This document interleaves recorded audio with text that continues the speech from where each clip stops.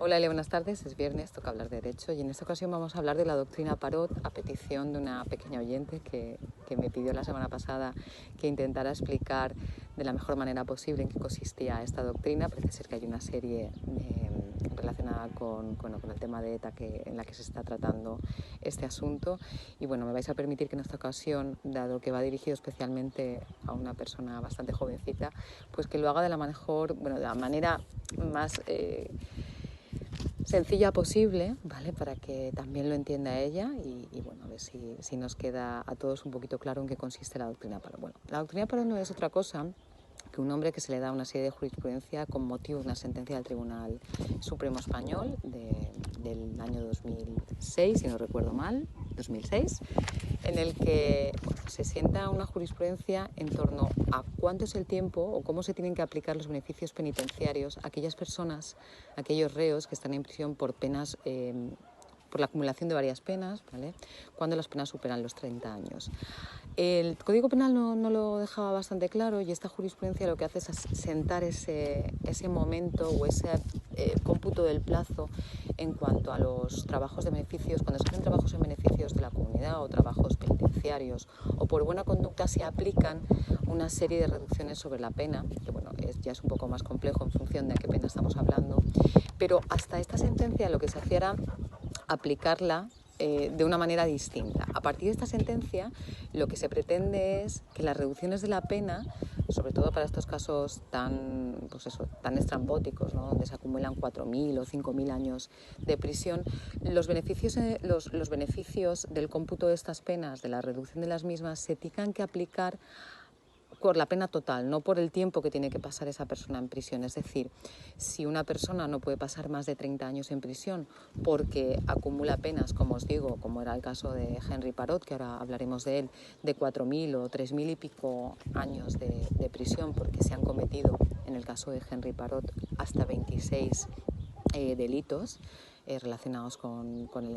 los atentados. En ese caso lo que se hace es que si tiene que cumplir 30 años no se pueden aplicar las reducciones de la pena por trabajos en beneficio o por trabajos o por buena conducta. En ese año en ese caso tendría que cumplir los 30 años y entonces no habría aplicación de las reducciones, ¿vale? Se aplicarían sobre el cómputo total, sobre los 4.000 y pico años. Y como tiene que pasar 30, que es el mínimo, no pasaría 29 años ni 28 años en prisión. Henry Parot, junto con otros delincuentes, sobre todo miembros de ETA y pederastas, lo que hacen es imponer una serie de recursos ante el Tribunal Europeo de Derechos Humanos diciendo que la doctrina Parot vulnera los principios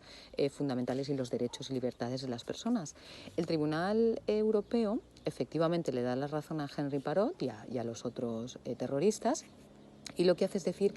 que el Tribunal Español o la ley española lo que hace es vulnerar una serie de artículos, incluso vulnera los principios del Código Penal. En base a esto, 6 días después de la puesta en libertad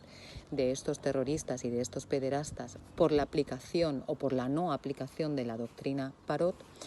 pues varias asociaciones de víctimas de terroristas y el Partido Popular convocan una manifestación multitudinaria que lo que pretende es la revisión o la modificación del Código Penal para que en adelante estas personas que tienen que cumplir esas penas tan grandes no aparezcan o no vuelvan a reinsertarse en la sociedad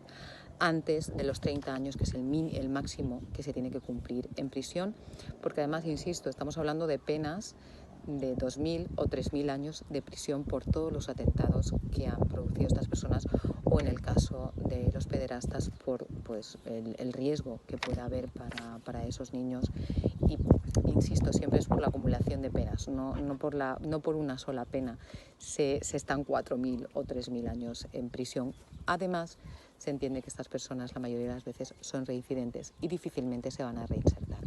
Bien, el Código Penal se modifica y entra en vigor la prisión permanente revisable,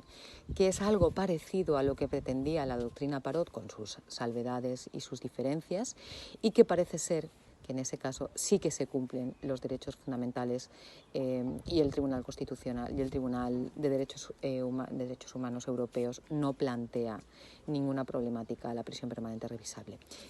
Insisto, sí a la aplicación de la doctrina Parot, porque ciertamente existía un vacío o existía una normativa no clara que, bueno, como os digo, ya ha sido sustituida por la prisión permanente revisable, que al final pretende prácticamente lo mismo que pretendía en su momento la doctrina Parot. Y es que estas personas que acumulan numerosos antecedentes y penas de prisión elevadas por terrorismo, por pederastia o por estas cuestiones, pues no campen de nuevo por la sociedad, ni siquiera sin haber cumplido los 30 años, por el tema de los beneficios por los temas de los beneficios penitenciarios, por buena conducta o por haber realizado trabajos. Dicho esto, nos escuchamos el próximo viernes y espero que esa pequeña oyente haya entendido un poquito más en qué consiste la doctrina Parot.